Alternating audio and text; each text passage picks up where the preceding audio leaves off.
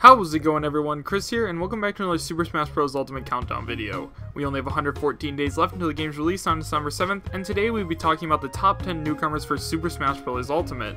This list was compiled using many different forums, the Smash ballot results, and evidence of their inclusion in the game. If you have a different opinion about who will be making it into the game, make sure to let me know in the comment section down below. Now, before we get started, I have a couple announcements I'd like to make.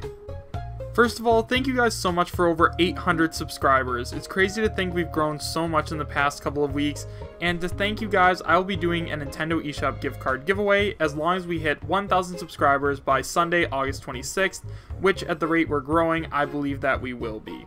Second of all, I opened a Discord channel, so if you would like to join that, the link will be in the description bar down below. Now, with all the announcements out of the way, let's jump right into the top 10 list. Starting off with number 10 being the least likely to get in, and number 1 being the most likely to get in, we have Sora from the Kingdom Hearts franchise. Sora wields a weapon known as the Keyblade, and he travels with his companions Donald and Goofy as the main protagonist of the Kingdom Hearts series. He has recently grown in fan popularity, and people believe that he is good enough to make it into the roster of Super Smash Bros. Ultimate. His Keyblade would be a great weapon to base a moveset off of because he isn't just a typical swordsman. However, although the Keyblade is his most well-known weapon, he has a variety of abilities that could make him a very unique moveset. He has moves such as the Sliding Dash, the Vortex, Aerial Sweep, Blitz, and Hurricane Blast. All of these could act as special moves, and he has the potential for a very interesting and new moveset. He won't just be a typical swordsman, and I could definitely see Sora fitting into the Smash Bros. Roster. I think that if Sora was owned by Nintendo instead of Disney, he would be in the game pretty much automatically because he looks like a Smash Bros. Character, but because he is owned by Disney and that is a potential barrier, he earns a spot at number 10. Coming in at number 9, we have two characters that go very well together, and I think that if we're going to get one, we are definitely going to get the other. These two characters are Tetra and Toon Zelda from the Zelda Wind Waker series. So, for those of you who do not know, Toon Zelda and Toon Sheik, who is presumably supposed to be Tetra, were actually a part of Brawl's Forbidden 7. If you do not know what Brawl's Forbidden 7 are, they were actually 7 characters who had code in the game and were supposed to be in the game, but never ended up making it to the end roster.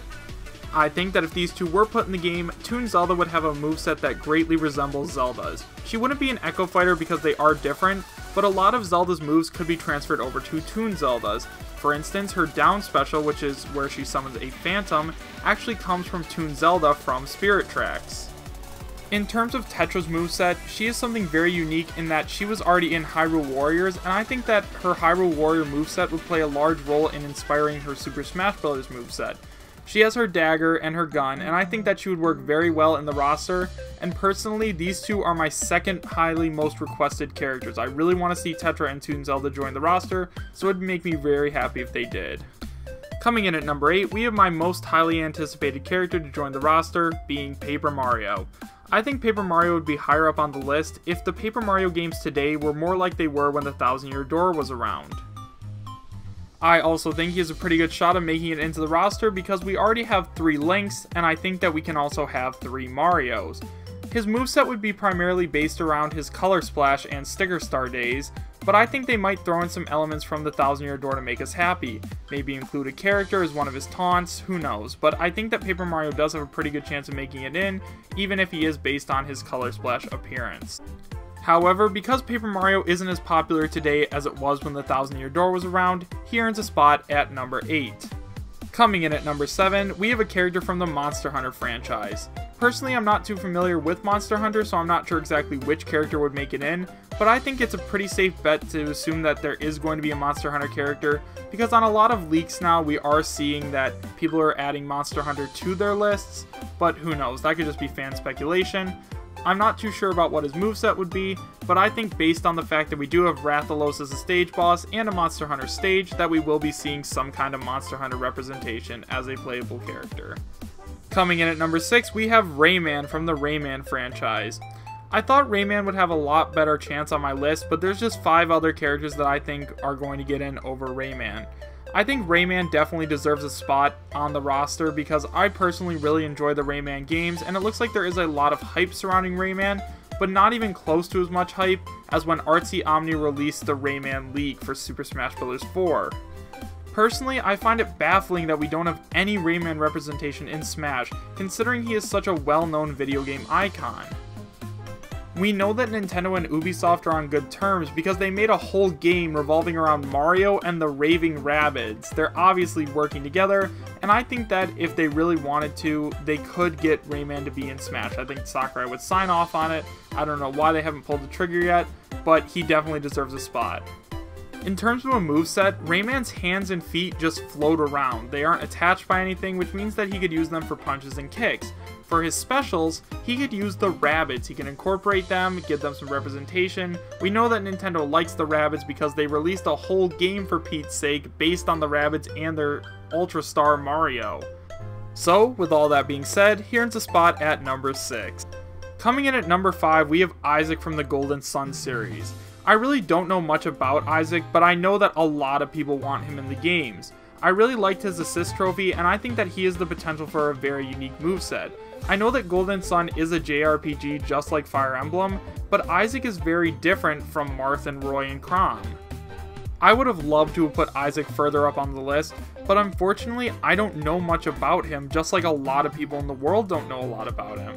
I understand that when Fire Emblem first came out and on Melee they had Marth and Roy and we in the States didn't know anything about them and we grew to love them, but no one knows anything about Golden Sun, and Golden Sun hasn't been relevant for years. But I know he has a lot of fan popularity, so with that, he earns a spot at number 5. Coming in at number 4, we have Skull Kid from The Legend of Zelda Majora's Mask. I think Skull Kid has a very good chance of making it into Super Smash Bros. Ultimate because we saw that his assist trophy was replaced by the moon from Majora's Mask. I also think that Skull Kid's chances are improved because so far we don't have any character representation in Smash that does not wield the Triforce. This is very unfortunate because Zelda has such a rich history of different characters and we only have representation from the main 3. Skull Kid also has the potential for such a great moveset because he is wearing Majora's Mask. It would be a shame not to put him in the game, especially since his assist trophy was removed, and that is why I put him at number 4. Coming in at number 3, we have everyone's favorite Bear and Bird duo, Banjo and Kazooie. Banjo and Kazooie are currently owned by Microsoft, but Phil Spencer, the head of Microsoft's gaming, has said that he would allow the inclusion of Banjo and Kazooie in Super Smash Bros. Banjo and Kazooie are one of the most highly requested characters I have seen across any leak or from just forums or anything. Everybody wants Banjo and Kazooie. They have the potential for a very unique moveset, and I believe that they would be right at home in the Super Smash Bros. Roster. The reason they're at number 3 and not higher up is because they are currently owned by Microsoft. I think that if they were owned by Nintendo, just like Sora, they would automatically be in, but I guess only time will tell, so for right now they are sitting at number 3. So these next 2 characters are going to be very obvious. Coming in at number 2, we have Bandana Waddle Dee from the Kirby franchise. I believe that Bandana Waddle Dee has the best chance of making it into Smash out of every single one of the other Kirby characters.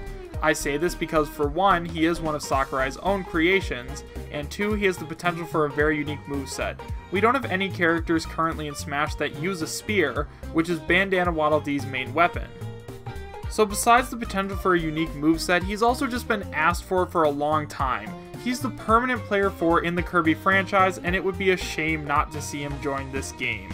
I think that it's also interesting that they changed King Dedede's Final Smash to the cage match, and in the regular games Bandana Waddle Dee is watching, but during his Final Smash he is not, which I think is a clear giveaway that Bandana Waddle Dee will be joining the roster as a playable fighter.